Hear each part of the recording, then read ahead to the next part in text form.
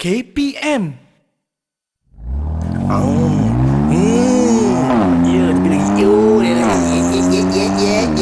Ya, tapi lagi itu dia. Itu dia.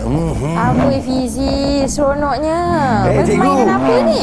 Saya tengah main game lawan lumba ni, cikgu. Saya tak pernah menang lagi ni, cikgu. Asyik sangat Fizi. Tapi Fizi, sebenarnya kita boleh buat permainan kita yang sendiri.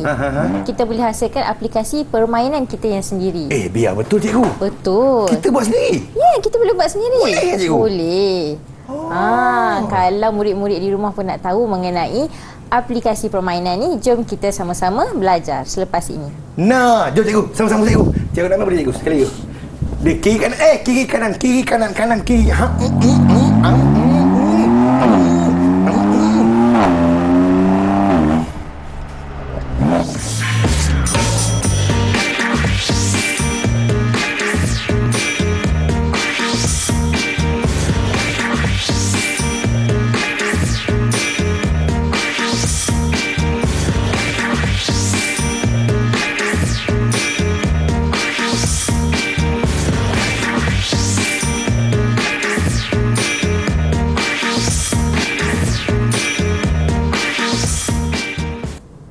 Assalamualaikum, salam sejahtera, salam kasih sayang kepada semua yang sedang menonton Didik TV KPM bersama dengan saya Fizi, hos anda pada hari ini, dan kita bersama-sama dengan Cikgu Masyita daripada SMK Datuk Abdul Rahman Yaakob Perak. Apa khabar, Cikgu? Khabar baik, terima kasih. Fizi macam mana, sihat? Saya sihat, Cikgu. Dapat bermain permainan tadi, saya dah segar, Cikgu. Alhamdulillah. Baik, hari ini kita juga ditemani oleh jurubahasa kita yang datang jauh daripada Melaka. Kita bersama dengan Cikgu Duzaimah Kamaruddin daripada SMK Tun Mutahir Batu Beranda, Melaka. Senyum je orangnya. Baik, Cikgu. Hari ini rasanya saya tidak berseorangan dalam studio. Betul. Kenalkan kawan-kawan saya, Cikgu. Ya, betul. Hari ini kita tak hanya kita berdua saja dalam studio ni. Masa kita bersama dengan murid-murid. Kita bersama dengan Nurul Emilda Natasha binti Muhammad Salim. Okey, yang kedua kita bersama dengan Insyirah Ayuni. Okey, yang ketiga bersama dengan Alia Azmina Muhammad Syukur. Baik. Dan kita bersama dengan Rushdina Amirah binti Ros Fazril. Baik, mereka semua daripada SMK Datuk Abdul Rahman Yaakob Bota Perak. Yang bersama-sama kita pada hari ini. Cikgu, hari ini tadi cikgu cakap cikgu nak ajar kami buat permainan sendiri, cikgu. Ya, betul. Hari ini kita akan melihat bagaimanakah kita katakan basic ataupun asas untuk penghasilan aplikasi permainan. Tapi sebelum tu kita kena lihat apakah dia punya konsep pembangunan atau cara yang kita akan gunakan. Baiklah. Okey, hari ini kita akan belajar mengenai bab 1, konsep asas pemikiran komputasional bagi subjek asas sains komputer tingkatan 3. Okey, dan bagi kita juga akan menggabungkan bersama-sama dengan kod arahan untuk tingkatan 2 bagi subjek asas sains komputer. Okey. Sebelum kita pergi lebih jauh, cikgu nak ulang sedikit mengenai dengan pemikiran komputasional. Pemikiran komputasional ni kita dah belajar daripada kita tingkatan 1 sampai tingkatan 3 tetap sama. Jadi pemikiran komputasional ialah membantu manusia menyelesaikan masalah secara sistematik. Jadi ialah bagaimana cara kita berfikir untuk menyelesaikan sesuatu masalah. Okey, jadi sebelum kita pergi lagi, kita ada hanya 4 teknik pemikiran komputasional daripada tingkatan 1 sampai tingkatan 3, hanya ada 4 ini sahaja. Okey, so yang pertama kita nak tengok teknik leraian. Teknik leraian tu apa? Teknik leraian ialah kita memecahkan masalah yang besar menjadi masalah yang lebih kecil supaya mudah untuk kita nak selesaikan. Masalah teknik pemikiran komputasional yang kedua ialah teknik pengecaman corak, di mana kita nak melihat persamaan daripada setiap masalah tersebut. Bila kita dah tahu apa yang sama dalam masalah tersebut, kita boleh selesaikan. Yang ketiga ialah teknik peniskalaan, yang mana kita akan melihat kepada aspek yang penting dan aspek yang kurang penting kita abaikan. Maksudnya kita hanya lihat perkara yang penting, yang tak penting kita tak payah lihat untuk nak menyelesaikan masalah. Yang kelima ialah teknik pengitlakan, di mana kita ada satu langkah, proses ataupun formula untuk menyelesaikan masalah tersebut. Jadi itu ialah teknik pemikiran komputasional yang memang kita dah belajar daripada tingkatan 1 hinggalah tingkatan 3, dan dalam segmen kali ini kita akan gunakan teknik pemikiran komputasional ini dengan lebih mendalam. Baik, nampaknya di antara teknik pemikiran komputasional ni harus kita kuasai lah, cikgu, ya? Ya, betul. Baiklah, kita berhenti rehat seketika. Kita kembali selepas ini. Teruskan menonton Didik TV KPM.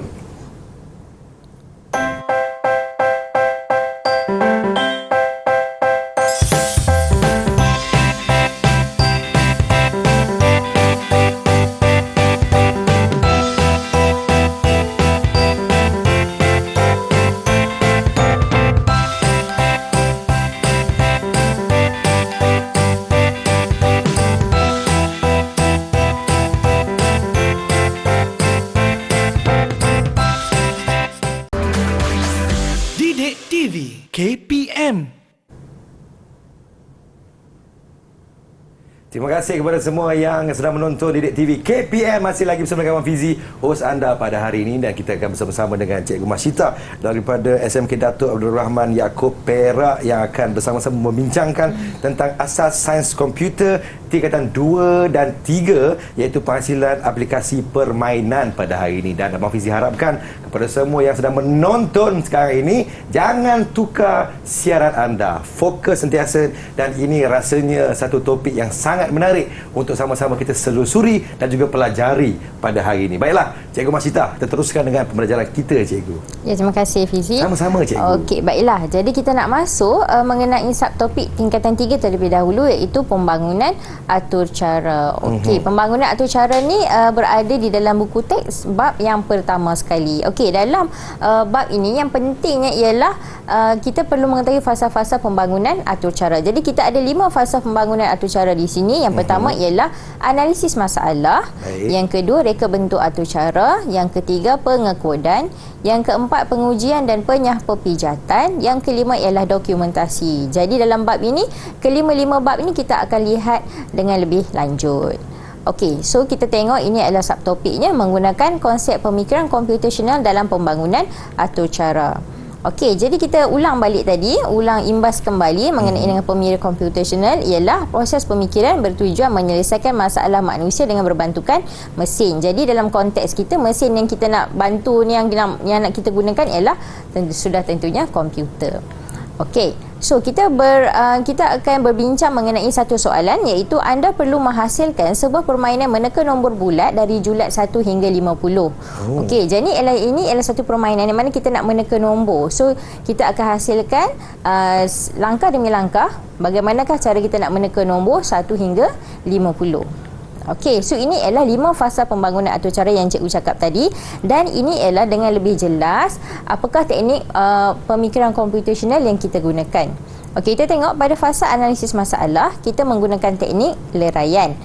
Hanya satu saja teknik pemikiran yang terlibat. Yang kedua, pada fasa reka bentuk atur cara, kita menggunakan teknik pengecaman corak, teknik pengitlakan dan juga teknik peniskalaan. Bagi fasa pengekodan, kita menggunakan keempat-empat teknik, iaitulah teknik leraian, peniskalaan dan pengecaman corak. Fasa pengujian atur cara dan penyahpepijatan dan juga fasa dokumentasi, kita akan gunakan kesemua 4 teknik pemikiran komputasional. Okey, jadi kita akan pergi dengan lebih lanjut untuk setiap fasa analisis masalah. Baik, Cikgu. Okey, fasa analisis masalah kita menggunakan teknik leraian. Apa maksud teknik leraian? Daripada bahasa itu sendiri kita dah dapat faham, maksudnya daripada masalah yang besar kita pecahkan kepada masalah yang lebih kecil. Jadi masalah besar di sini ialah kita nak menghasilkan satu atur cara untuk meneka nombor. Masalah kecil iaitu kita mesti nak meneka nombor bulat. Jadi pengguna tak boleh masukkan nombor perpuluhan, mesti masukkan nombor bulat. Lagi satu ialah kita nak masukkan nombor bulat daripada julat 1 hingga 50. Kalau pengguna masukkan nombor 80, salah lah kan. So tak permainan ni jadi permainan ni ialah kita nak menghasilkan atur cara, pengguna mesti masukkan nombor bulat. Yang kedua, menghasilkan julat antara 1 hingga 50. Itu masalah yang lebih kecil. Okey, untuk fasa yang kedua, fasa reka bentuk atur cara, kita akan menggunakan 3 teknik pemikiran komputasional, iaitu teknik pengecaman corak, peniskalaan dan juga pengitlakan. Baik, Cikgu. Bagi teknik pengecaman corak, seperti tadi yang cikgu cakap, teknik pengecaman corak ialah kita nak melihat persamaan daripada segi masalah ini, apa yang kita nak selesaikan. Jadi dalam teknik pengecaman corak, persamaannya ialah kita nak nombor bulat daripada pengguna. Apa yang berbeza? Perbezaannya ialah kita nak nombor itu ialah pada julat 1 hingga 50. Mungkin user A ataupun pengguna A akan masukkan nombor 3. Pengguna B akan masukkan nombor 15. Itu yang berbeza. Jadi dalam satu masalah, satu situasi, contoh di sini dalam fasa reka bentuk atur cara, kita nak masukkan nombor bulat. Itu ialah persamaan, dan perbezaan ialah nombor yang akan dimasukkan oleh pengguna berbeza-beza. Okey. Teknik yang kedua ialah teknik peniskalaan. Maksudnya kita nak mencari kaedah yang sesuai. Bagi soalan yang tadi, so kita mestilah melibatkan nombor bulat dan mestilah julat 1 hingga 50.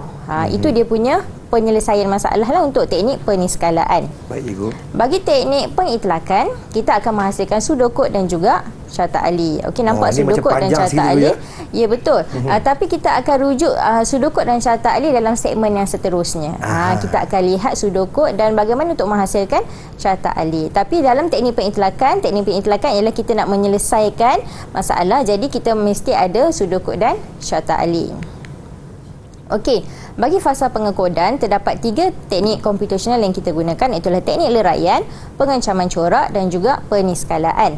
Bagi teknik leraian, okey, kita nak dalam sesi pengekodan ini ialah kita nak menulis kod arahan. Jadi masalah besar kita ialah kita nak menulis kod bagi input, proses dan output. Masalah kecil ialah kita nak mengisytiharkan pemboleh ubah dan pemalar. Pemboleh ubah tu kita dah belajar semasa di tingkatan 2. Cikgu ulang sikitlah. Okey, untuk pemboleh ubah, dia mesti bermula dengan dia tidak boleh bermula dengan nombor, tidak boleh ada space ataupun ruang di antaranya, dan juga pemboleh ubah itu mestilah menyatakan apakah tugas dan tanggungjawab dia. Contoh, kita nak minta nombor daripada pengguna, jadi pemboleh ubah kita letakkan nombor. Janganlah pula pemboleh ubah kita letakkan Ali, kita takkan faham. Jadi pemboleh ubah mesti menggambarkan apakah tugasnya. Okey? Dan juga pemalar. Pemalar tu ialah benda ataupun perkara yang tidak akan berubah. Contoh yang tak akan berubah ialah formula matematik, kan? Itu tak akan berubah. Dalam kod arahan pun sama. Ya, betul, dia kekal. Jadi masalah kecil yang kita tengok dalam fasa pengekodan ialah kita nak isytiharkan pemboleh ubah dan pemalar. Yang kedua, masalah kecil ialah kita nak menulis kod input, proses dan juga output. Okey. Teknik pengencaman corak dalam fasa pengekodan ialah kita nak melihat persamaan. Persamaannya ialah pemboleh ubah kita sama, iaitulah rahsia dan teka. Rahsia tu maksudnya nombor rahsia apa yang kita nak gunakan, dan juga teka ialah apakah nombor yang dimasukkan oleh pengguna. Okey. Dalam fasa pengencaman corak, fasa perbezaan dia pula ialah kita nak melihat kepada nombor bulat yang akan dimasukkan oleh pengguna, dan juga satu lagi mestilah dalam lingkungan 1 hingga 50. Berdasarkan pada soalan kita tadi lah, kan? Alright, 1 hingga 50. Okey, teknik yang ketiga ialah teknik peniskalaan, masih lagi dalam fasa pengekodan, iaitu kita nak menulis kod arahan. So di sini kita lihat ada kod arahan, dan kita akan rujuk kod arahan ini dengan lebih lanjut dalam segmen yang seterusnya. Faham, cikgu? Okey, bagi fasa yang keempat, itulah fasa pengujian atau cara dan penyah perpijatan. Kita akan menggunakan 4 teknik pemikiran. Yang pertama, teknik leraian, pengencaman corak, peniskalaan dan juga pengitlakan. Maksudnya semua teknik pemikiran komputasional kita gunakan dalam fasa yang keempat ini. Okey, dalam teknik leraian, bila pengujian atur cara dan penyah perpijatan ni, bila kita dah siapkan kita punya atur cara, mestilah kita nak uji. Betul, so bila kita uji, mungkin ada berlaku kesilapan. So jadi di sini teknik leraian yang kita gunakan ialah yang pertama, kita nak uji atur cara tersebut betul ke tak betul. Bila kita dah uji, kita nak uji apa sebenarnya? Jadi kita nak uji pemboleh ubah, pemalar, kita nak uji input kita, proses, output, kita nak mengesan ralat. Ralat tu ialah kesilapan. So mungkin bila kita buat kod arahan, dia akan keluar warna merah ataupun notifikasi warna merah. Jadi itu ialah berlakunya ralat. Alright. Bagi teknik pengencaman corak, so kita tengok ralat yang diterima. Seperti kita tengok dalam slide cikgu di sini, di bawah tu dia ada tulis warna merah, kan? Okey, itu ialah contoh-contohnya berlaku ralat. So ralat ataupun kesalahan lah. Maksudnya dalam kod arahan yang kita buat tu ada kesilapan. Jadi macam mana kita nak memperbaiki kesilapan tersebut? Kita tengok yang teknik yang ketiga, teknik peniskalaan. Jadi dalam teknik peniskalaan, kita mesti mengetahui jenis ralat tersebut. Okey, jadi dalam jenis ralat, kita ada ralat sinteks, ralat masa larian dan juga ralat logik. Okey, apa yang kita belajar daripada tingkatan 1 hinggalah tingkatan 3, jenis ralat ini semua sama sahaja. Okey, so ralat sinteks ialah paparan mesej ralat akan mempunyai perkataan invalid sinteks. Okey, macam yang sebelum ni kita tengok, okey, di bawahnya ada dituliskan perkataan invalid sinteks. So maksudnya yang bawah sekali warna merah tu. Jadi di situ ialah bermaksud ralat ini ialah ralat sinteks. Berlaku sebab apa? Sebab mungkin pengatur cara tu tersalah menulis. Kadang-kadang kita tak letak koma, mungkin ejaan perkataan tu salah. So dia sangat sensitif kod arahan. Betul, dia mungkin berlaku typo di situ, jadi dia akan berlaku ralat sinteks. Bila berlaku ralat sinteks, kod arahan tidak dapat dijalankan dengan baik. Okey, yang kedua ialah ralat masa larian. Ralat masa larian menyebabkan paparan mesej ralat akan menyatakan baris kod arahan yang salah, ataupun ralat masa larian ni disebut sebagai runtime error. Kalau runtime error ni dia mungkin akan menyebabkan tiba-tiba kita punya kod arahan tu tidak boleh dijalankan. Sebab apa? Itu ialah sebab ralat masa larian. Okey, yang seterusnya ialah ralat logik. Ralat logik menunjukkan ada paparan output yang dihasilkan tetapi bukanlah paparan yang kita nak. Sebagai contoh, kita nak menghitung berat ataupun nak menghitung BMI. Tetapi bila kita tambah dan tolak semuanya, tetapi BMI-nya lebih daripada sepatutnya. Itu ralat logik lah. Maksudnya kita nak output A tapi dia keluarkan output B. Itu ralat logik. Okey, bagi teknik pengitlakan masih lagi dalam fasa pengujian atur cara dan penyah pepijatan, kita mestilah pembinaan model pengujian dan penyah pepijatan. Jadi langkah pertama kita nak buat, kita mesti semak kesesuaian nama pemboleh ubah. Kemudian kita mesti tengok sinteks kod arahan yang kita gunakan adalah betul. Yang ketiga, mestilah susunannya pun betul dan logik. Yang keempat, formula matematik yang digunakan adalah betul. Dan yang kelima, gunakan sampel data untuk menguji atur cara. Jadi dalam teknik pengitlakan, kita nak membina model pengujian dan penyah pepijatan. Yang kedua, kita nak pembinaan model untuk pengujian dan penyah pepijatan bagi kod atau cara. Maksudnya untuk kod arahan yang kita dah buat, apakah langkah untuk kita nak mengetahui sama ada kod arahan kita tu betul ataupun salah. So yang pertama, kita mestilah laksanakan atur cara ataupun bahasa Inggeris kita cakap kita nak run atur cara tersebut. Bila run tu laksanakanlah.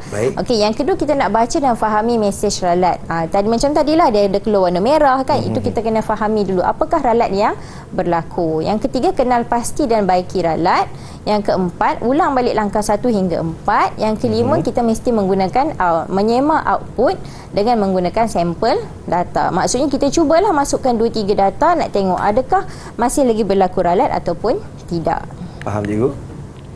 Okey, bagi fasa dokumentasi, kita ada 2 jenis dokumentasi, iaitu dokumentasi dalaman dan juga dokumentasi luaran. Dokumentasi dalaman merujuk kepada maklumat yang kita berikan kepada pengatur cara. Sebab apa kita nak bagi maklumat kepada pengatur cara? Sebab kita nak bagi maklumat bahawasanya kod atau cara yang kita buat tu menggambarkan apa arahan yang kita nak. Maksudnya kita nak bagi mesej kepada pengatur cara yang lain.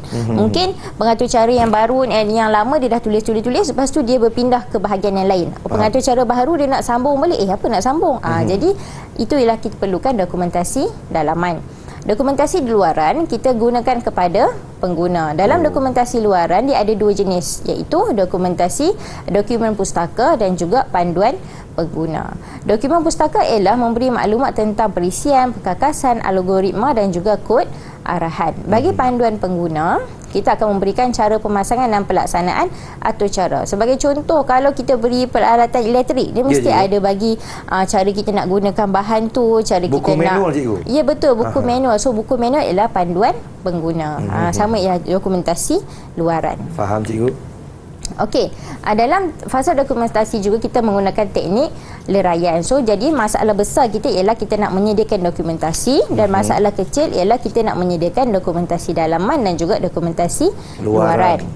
Bagi teknik pengecaman corak, kita mestilah memberikan maklumat kepada pengguna berdasarkan apa keperluan pengguna. Kalau dokumentasi dalaman untuk pengatur cara, kalau dokumentasi luaran untuk pengguna. Okey, bagi teknik penyeskalaan, kita penulisan komen pada atur cara. Okey, contoh yang cikgu letakkan di sini, cikgu ada letakkan dalam kotak berwarna merah yang kita gunakan tanda pagar ataupun hashtag tersebut. So cikgu tulis situ kan, tanda pagar ataupun hashtag menggunakan S.K ulangan while. Maksudnya ia menggunakan struktur kawalan ulangan while. Jadi itu ialah komen kepada pengatur cara. Jadi bila pengatur cara yang baru datang, so dia akan faham, maksudnya kod atur cara ni menggambarkan struktur kawalan ulangan while.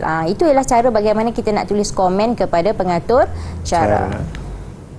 Okey, yang keempat ialah teknik pengitlakan, iaitu kita nak menyediakan dokumen pustaka dan panduan pengguna. Sebagai contoh, kita boleh lihat dalam buku teks pun ada, dia tuliskan contoh di situ untuk dokumen pustaka dan juga panduan kepada pengguna. Okey, so kita telah sampai kepada segmen aktiviti di mana kita nak bersosiasi soal jawab dengan murid-murid kita yang berada secara atas talian. Murid-murid di rumah juga boleh cuba untuk menjawab soalan ini. Okey. Nampaknya Ini yang dinantikan oleh kawan-kawan saya ni, Alia, Rusdiana, Imelda juga Insyirah ni cikgu. Ya, betul. Senyum sikit, senyum sikit. Macam alright. itulah, barulah manis. Okey, soalan yang pertama. Nyatakan 5 fasa pembangunan atur cara. So, dalam keempat-empat murid cikgu ni, ada siapa yang nak jawab dulu? Boleh angkat tangan? Sila angkat tangan. Siapa nak jawab? Baik, Imelda. Silakan Imelda. Boleh nyatakan 5 fasa pembangunan atur cara. Apakah 5 fasa itu? Silakan wahai Imelda yang berkacamata di dalam sana. Okey. Oh, Imelda nak tulis jawapan. Nak cakap pun boleh, nak Imelda nak cakap pun boleh juga, Imelda. Okey. Okey, apakah jawapan dia? 5 je, 5 fasa pembangunan atur cara. Silakan Imelda. Analisis masalah, Okey. reka atur cara, Yang kedua. pengujian, pengujian dan penyampaian dan dokumentasi. Okey, terima kasih. 5 jawapan tadi kita tengok. Okey, di sini kita ada analisis masalah. Baik. Kemudian reka bentuk atur cara, Betul. pengekodan, pengujian dan penyah perpijatan dan juga dokumentasi. Betul. Yeay. Terima kasih Imelda. 3 bintang untuk Imelda. 3 bintang untuk Imelda. Tepuk kawan-kawan. Okey, Baik. soalan yang kedua pula. Ada siapa-siapa nak tolong cikgu untuk jawab? Apakah yang perlu dilakukan oleh pengatur cara sewaktu fasa reka bentuk atur cara? Okey, siapa nak jawab soalan yang kedua? Ya, Insyirah. Okey, Silakan, Insyirah. Insyirah. Apa yang pengatur cara perlu lakukan sewaktu fasa reka bentuk atur cara? Boleh buka mic untuk jawab soalan? Silakan.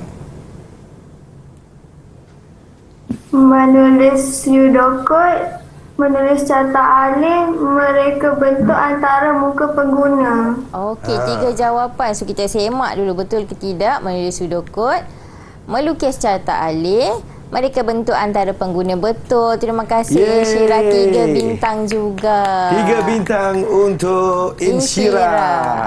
Okey, Hebat. soalan seterusnya. Baik. Pandai-pandai semua ni. Aha. Okey, soalan yang ketiga. Apakah teknik pemikiran komputasional yang terlibat semasa fasa pengekodan? Okey, siapa nak jawab di sini? Angkat tangan. Siapa nak jawab? Okey, Alia. Silakan Alia. Apa jawapan dia? Boleh buka mic? Teknik deraian, teknik pengecaman corak, Baik. teknik peniskalaan. Okey, 3 tadi. Terima kasih. Jom kita tengok jawapan betul ataupun tak. Teknik leraian, pengecaman corak, penyeskalaan.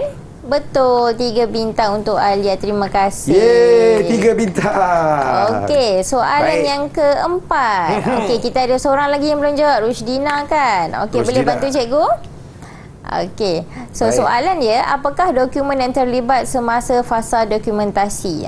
Kita dah cakap banyak-banyak kali tadi kan? Kita dah ulang. Okey. Rusdina boleh on mic untuk jawab? Silakan Rusdina. Dokumen yang terlibat semasa fasa dokumentasi. Dokumentasi dalaman dan dokumentasi luaran. Awak yakin ke dengan jawapan awak tu?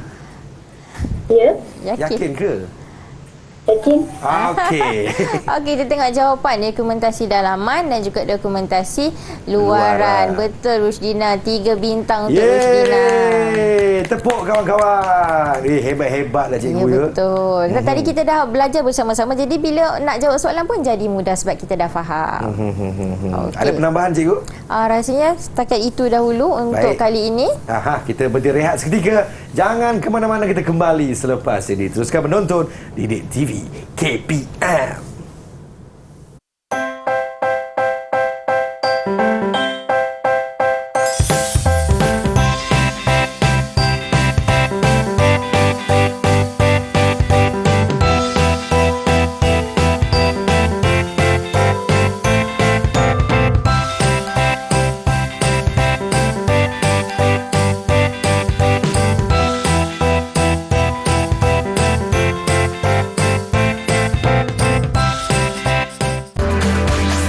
Didik TV KPM. Terima kasih kepada semua yang sedang menonton Didik TV KPM kembali bersama dengan Abang Fizi hari ini, dan juga kita bersama dengan Cikgu Masyitah kita daripada SMK Datuk Abdul Rahman Yaakob Perak. Hari ini sama-sama kita belajar tentang asas sains komputer tingkatan 2 dan 3. 3 iaitu penghasilan aplikasi permainan. Sangat menarik topik kita pada hari ini. Silakan cikgu dengan pembelajaran kita, Cikgu Masita. Terima kasih Fizi. Sama-sama, Okey, baiklah. cikgu. Macam segmen yang tadi kita dah mendalami mengenai dengan fasa pembangunan atur cara yang merangkumi asas sains komputer tingkatan 3. Jadi untuk segmen kali ini kita nak melihat pula mengenai dengan struktur kawalan ulangan dalam penyelesaian masalah. Ini ialah topik semasa di tingkatan 2. Jadi kita akan gabungkan dua topik daripada tingkatan 3 dan tingkatan 2 untuk topik kita pada hari ini menghasilkan aplikasi permainan. Baik cikgu. Okey, baiklah. Dalam struktur kawalan ulangan ada beberapa jenis kawalan ulangan, tapi hari ini kita nak fokus kepada struktur kawalan ulangan for dan struktur kawalan ulangan while. Struktur kawalan ulangan for ialah dikawal dengan bilangan lelaran diketahui. Apa itu lelaran? Lelaran ialah berapa banyak pusingan yang kita nak buat. Lelaran cikgu. Lelaran ialah kalau bahasa Melayu, bahasa Inggeris ialah loop. So berapa banyak kali kita nak looping dia, berapa banyak kali kita nak pusing dia. So itu ialah struktur kawalan ulangan for. Manakala struktur kawalan ulangan while ialah kita akan runkan ataupun kita akan jalankan atur cara tu, tetapi kita tak mengetahui berapa banyakkah bilangan yang kita nak pusing dia tu, berapa bilangan lelaran dia. Kan? Sebab apa? Sebab sehinggalah syarat itu tidak lagi dipenuhi. Selagi syarat itu dipenuhi, kita akan pusing dia, pusing sehinggalah syarat itu tak dipenuhi, baru kita akan stop. Dia jalan. Nanti kita akan tengok contohnya selepas ni. Baik cikgu. Okey, ini adalah contoh bagaimana struktur kawalan ulangan for. So di situ dia ada contoh ialah contohnya lakukan tekan to be sebanyak 4 kali. Okey, contoh bila kita nak lakukan tekan to be sebanyak 4 kali, kita akan setkan pembilang kepada 1. Maksudnya kita akan ulang tu mula-mula yang pertama. Lepas tu kita akan pembilangnya kurang atau sama dengan 4. Maksudnya kita nak ulang tu sebanyak 4 kali. 4 kali. Pandai. 1, 2, 3, 4. Yang kelima nak buat tak payah sebab dia dah kata kurang daripada 4. Kalau kurang daripada 4, ya buat tekan to be lagi. Tambah 1 kepada pembilang. 1 tambah 1 jadi 2. Naik balik atas. Kurang daripada 4. Okey, buat lagi sampailah 4. Adakah dah lebih daripada 4? 4 tambah 1 jadi 5. Dah lebih kan? Tidak terus tamat. Faham. So maksudnya tekan to be tu hanya berlaku sebanyak 4 kali. Baik. Itu yang kita namakan sebagai struktur kawalan ulangan for. Kita dah tahu dah berapa kali yang kita nak ulang. Okey, kalau struktur kawalan ulangan while, contohnya saya kata lakukan tekan to be sehingga anda keletihan. Kalau Fizi buat tekan to be berapa kali dah letih Fizi? 85 you. Oh, dahsyat ya. Maksudnya lakukan tekan to be, adakah anda keletihan? Tidak, Fizi tak letih kan? Buat lagi. Buat lagi sampailah kali yang tadi 85 kan? Kali yang ke-86 keletihan, memang letih. Tamat. Jadi kita tak tahu berapa kali bilangan ulangan tu sehinggalah syarat yang kita letakkan tu tidak lagi dipenuhi.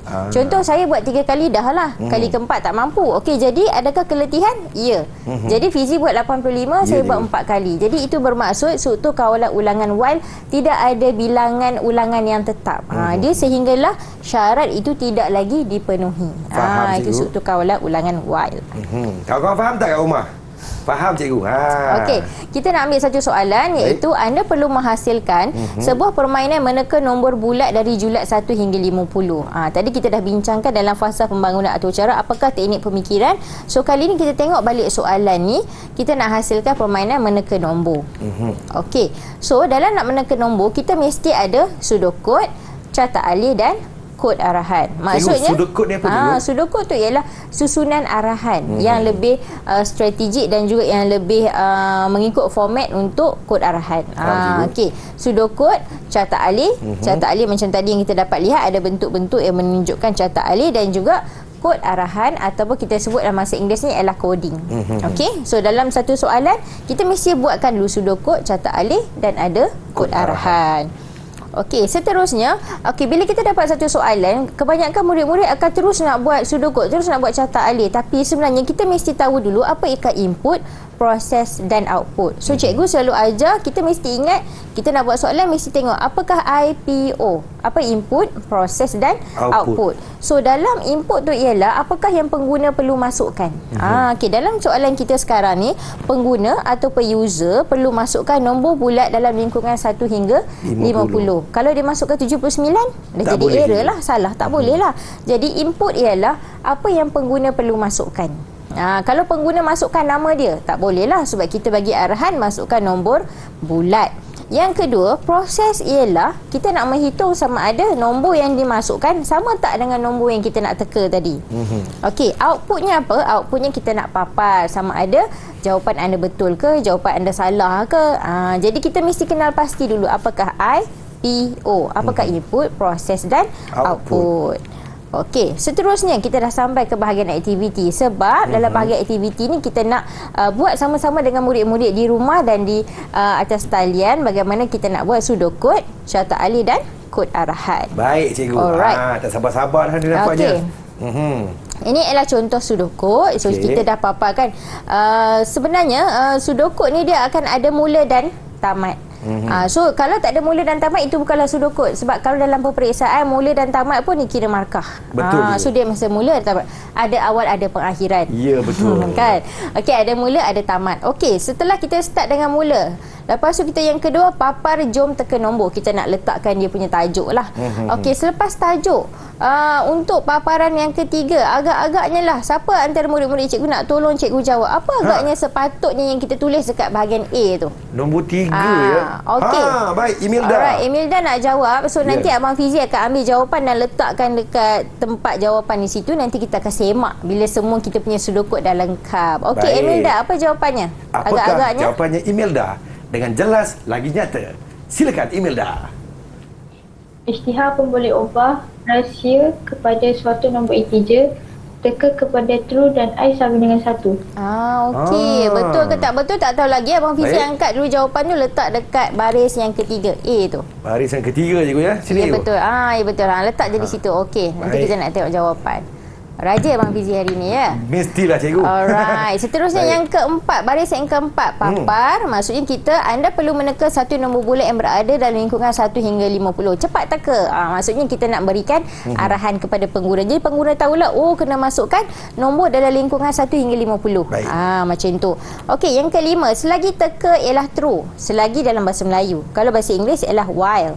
Maksudnya kita sekarang ni menggunakan struktur kawalan ulangan while. Maksudnya selagi mana nombor dimasukkan ialah benar, ialah true, inputnya mestilah nombor integer. Okey, B, agak-agaknya. Imelda, boleh tolong cikgu sekali lagi untuk jawab agak-agaknya apa baris B tu kita nak tuliskan apa kod, apa pseudocode yang sesuai di situ? Apa ya Imelda ya? Setkan nombor kepada nombor integer yang dimasukkan. Setkan nombor kepada nombor integer yang dimasukkan.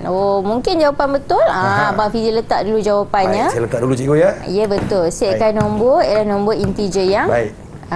Cikgu, alright, nombor integer ni apa cikgu? Nombor integer ialah nombor bulat. Maksudnya nombor yang bulat. tidak ada nombor perpuluhan. 1, 2, 3, 4 sampailah infinity. Maksud nombor yang tidak ada perpuluhan. Integer. Integer, Oh, betul. faham cikgu. Alright. Faham. Okey. Yang ke bawah 5, 6 jika rahsia sama dengan nombor. Maksudnya jikalah nombor rahsia itu sama dengan nombor yang diteka oleh pengguna. Contohnya nombor rahsia kita ialah 25. Baik. Pengguna masukkan nombor 25. Kalau dia masukkan betul, untuk I kurang atau sama dengan 3. Maksudnya kita punya pembilang kurang daripada 3. Apa yang kita nak cakap? Kalau maksud dia dah cakap nombor rahsia dengan nombor yang diteka tu betul. Apa yang agaknya kita nak cakapkan ataupun kita nak paparkan? Siapa Boleh? nak tolong cikgu ni Boleh ya? minta tolong untuk jawabkan jawapan C. Insyirah? Insyirah. Nampaknya Insyirah telah bersiap sedia. Okey, Insyirah, apakah jawapannya Insyirah? Silakan. Silakan Insyirah. Papar, kurungan, tahniah. Jawapan anda betul, tutup kurungan. Okey, maksudnya terima kasih. Kita nak tengok, maksud kita nak paparkan sama ada tahniah. Okey, mungkin betul, mungkin tidak. Sekejap lagi kita nak semak jawapan. Baik, cikgu. Okey, bawah kepada C tu ialah I sama dengan I tambah 1. Maksudnya kita nak pembilang tu ditambah 1 lagi. Sampailah dia kurang daripada 3. Maksudnya kita akan cakap tahniah tu 3 kali lah. Tahniah, tahniah, tahniah. Tanya. Yang keempat tak sebutlah sebab dia kata hanyalah kurang atau sama dengan 3. Okey, setkan kepada false. Maksudnya kalau dia tak masukkan betul, kita nak cakap apa kat dia? Okey, jika rahsia iaitu nombor rahsia kurang daripada nombor yang kita masukkan. Contoh tadi saya cakap kalau lah nombor rahsia 28, dia masukkan 30. Kurang masukkan 20 lah. Paparkan nombor tekaan lebih besar daripada nombor rahsia. Yes, cikgu. Kalau sebaliknya, okey, Insyirah boleh tolong cikgu jawab. Kalau sebaliknya apa yang kita nak paparkan? Apa dia Insyirah? Paparkan nombor tekaan lebih kecil daripada nombor rahsia. Oh, paparkan nombor tekaan lebih kecil daripada nombor rahsia. Baik. Okey, kita cuba tengok. Terima kasih Insyira. Nanti kita akan semak jawapan.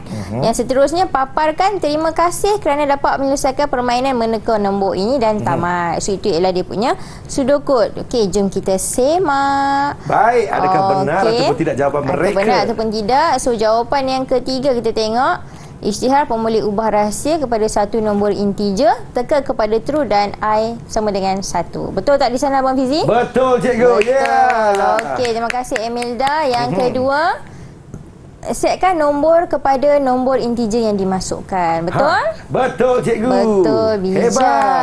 Okey, yang ketiga jawapannya daripada Insyirah tadi. Tahniah, jawapan anda betul. Oh, sama di sana. Betul, dan cikgu. juga paparkan nombor tekaan lebih kecil daripada nombor rahsia. Semua jawapan betul. Terima kasih kepada Emilda dan Insyirah kerana tolong cikgu jawab soalan pada hari ini. Jadi cikgu bagi 3 bintang juga. 3 bintang untuk kalian. Yeay. Okey, so kita tengok pula. Baik. Selepas sudokod, kita mesti akan menghasilkan carta alih. So, dalam carta alih, setiap maksud ataupun bentuk tu memberikan makna yang berbeza. Sebagai contoh, bulat untuk mula dan tamat. Tak boleh tengah-tengah ni kita letak bulat. Tak boleh. Sebab bentuk bulat hanya untuk mula dan tamat. Oh, baik cikgu. Kalau bentuknya segi empat tepat seperti ini, ini ialah untuk proses ataupun kita nak meneka pemboleh ubah. Okey, kalau bentuk macam trapezium, maksudnya dia ada sengit sikit tu. Itu ialah input dan output. Okey, so kalau yang bentuk segi empat, ini kata disebut bentuk diamond, dia itulah untuk memberikan pilihan. Pilihan mesti ada ya, ada tidak. Pilihan contoh nak makan ke tidak? Dia mesti ada ya ataupun tidak. Tak boleh tak ada. So dalam carta alih dia mesti ada ya, ada tidak. Okey, so dalam carta alih kita dah ada yang pertama mula isytiharkan pemboleh ubah. Kemudian dekat A, kosong lagi. Ada siapa murid-murid cikgu nak tolong jawab? Apa yang sepatutnya kita tulis pada ruangan A? Siapa nak tolong cikgu ya? Siapa nak tolong cikgu jawab? Silakan. Angkat tangan. Rusdina. Mungkin Alia nak tolong cikgu jawab. Alia, silakan Alia. Apa jawapannya ya? Silakan Alia jawapannya. Yang ada dekat A tu. Setkan rahsia sama dengan 28. Setkan teka sama dengan true. Setkan I sama dengan 1. Mungkin jawapan yang tepat boleh juga. Okey, Abang Fizi letakkan jawapan dulu di situ. Terima kasih. Okey, selepas kita dah setkan pemboleh ubah di situ, di bawahnya terdapat pilihan. Teka sama dengan true. Maksudnya kita nak nombor di teka tu mesti betul. Betul. Kalau betul, okey. Alia boleh tolong cikgu sekali lagi untuk jawapan B. Apa sepatutnya yang kita masukkan di situ? Apa dalam kotak trapezium tu ya? Trapezium tu boleh untuk input dan output. Mana hilang pula dah Alia? Oh, ada. Terkejut abang akak Alia ke mana? Baik Alia. Okey, apa agaknya jawapan yang sesuai? Untuk B? Paparkan, masukkan nombor tekaan anda. Oh, paparkan. Masukkan nombor tekaan anda. So maksudnya kita nak minta nombor ataupun tekaan daripada pengguna. Okey, mungkin betul, mungkin salah. Nanti kita tengok sekali lagi. Okey, kemudian setkan nombor kepada input yang dimasukkan. Maksudnya kita itu ialah di bahagian proses. Okey, di bahagian C iaitulah kita nak buat satu pilihan. Pilihan apa agaknya di situ? Siapa nak tolong cikgu jawab untuk C? Silakan. Rusdina lah pula. Rusdina. Silakan Dina. Okey, Rusdina boleh silakan. Apa jawapannya? Rahsia sama dengan nombor tanda soal.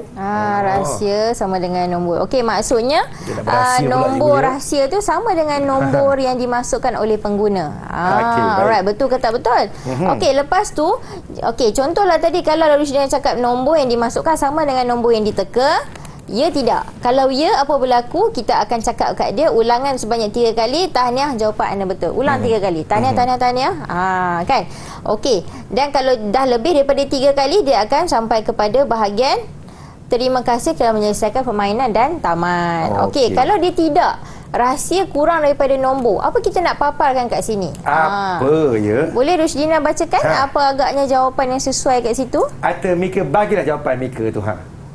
Paparkan Bracket, nombor tekaan lebih besar daripada nombor rahsia. Tutup bracket. Aduh. Okey, ambil jatuh jawapan Abang Fizi ya. Paparkan ya. Ya, betul. Baik. Okey, mungkin kita boleh tengok balik jawapan. Okey. Terima kasih Abang Fizi. Terima kasih kepada murid-murid yang menjawab. So, jom kita semak jawapan. Silakan, Cikgu. Pada carta alir kita. So, yang pertama tadi, setkan rahsia sama dengan 28, teka sama dengan tu, I sama dengan 1. Betul. Okey. Maksudnya sekarang ni nombor yang kita nak cari, nombor rahsianya ialah nombor 28. Okey. Yang kedua, ya, bila ya ialah paparkan, masukkan nombor tekaan anda. Maksudnya kita nak daripada pengguna. Yang ketiga, pilihan rahsia sama dengan nombor. Betul. Yang keempat, paparkan nombor tekaan lebih besar daripada nombor rahsia. Wow. Jadi, murid-murid cikgu hari ini, Alia dan Rushdina dah jawab betul. Jadi, cikgu bagi 3 bintang. 3 bintang. Tepukan untuk diri sendiri. Wow. Nampaknya semua dah faham, cikgu. Betul. Kita rehat seketika, cikgu. Betul. Nampaknya cikgu pun dah dahaga kan? Kita minum air dulu, kita kembali selepas ini. Teruskan menonton Didik TV KPM.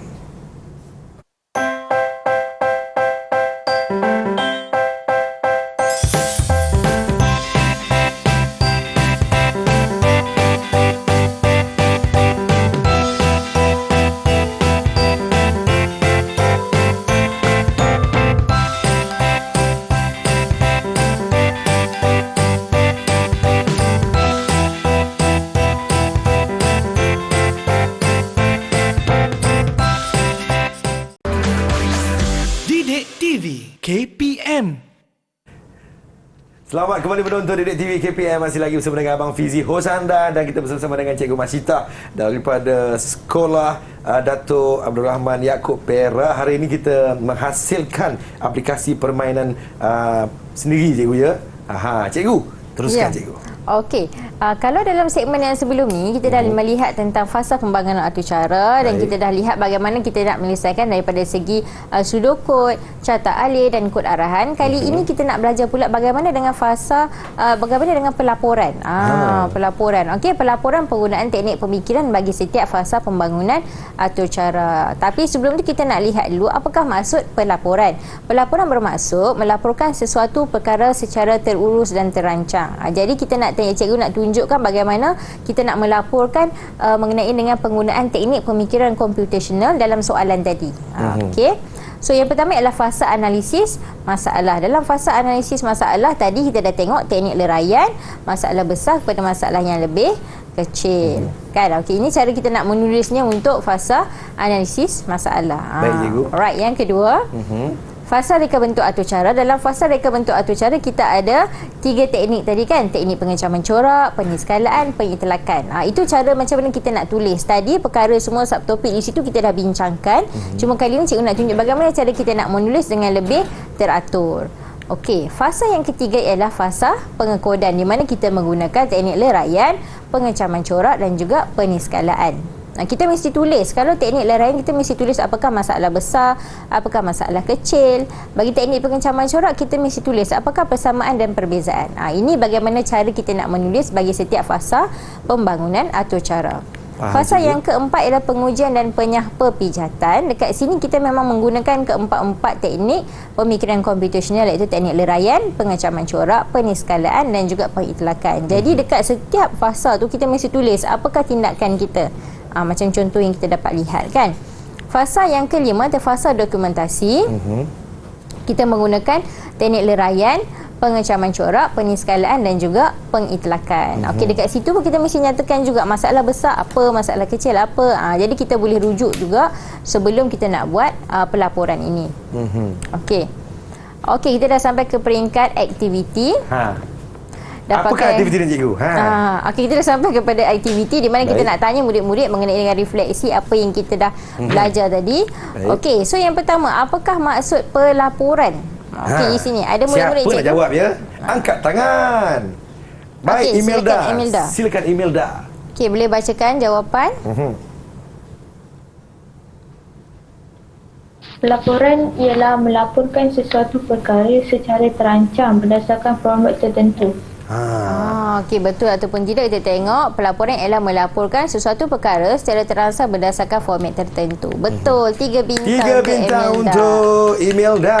Okey, terima kasih. Yang kedua, apakah kaedah pemikiran komputasional yang digunakan semasa fasa 2 iaitu reka bentuk atau cara? Ada siapa nak jawab? Ya? Boleh tolong angkat tangan? Baik, Insyirah. Okey, Insyirah, silakan. Yang comel. Suka. Teknik pengecaman corak, teknik pengeskalaan dan teknik pengiklakan. Baik. Lambat sikit lah tapi tak apa. Teknik pengecaman corak, teknik penyeskalan dan teknik pengiklakan. Betul. 3 bintang. 3 bintang untuk Insyirah. Okey, soalan yang ketiga. Bagaimanakah penulis atur cara menyampaikan maklumat kepada pengatur cara baharu di dalam kod arahan? Tadi kita dah bincang dah. Contohnya pengatur cara itu dia dah berpindah ke tempat lain ke, dah pindah sekolah ke. Jadi macam mana dia nak sampaikan maklumat kepada pengatur cara lain mengenai kod arahan yang ditulis? Siapa nak jawab soalan ni? Angkat tangan.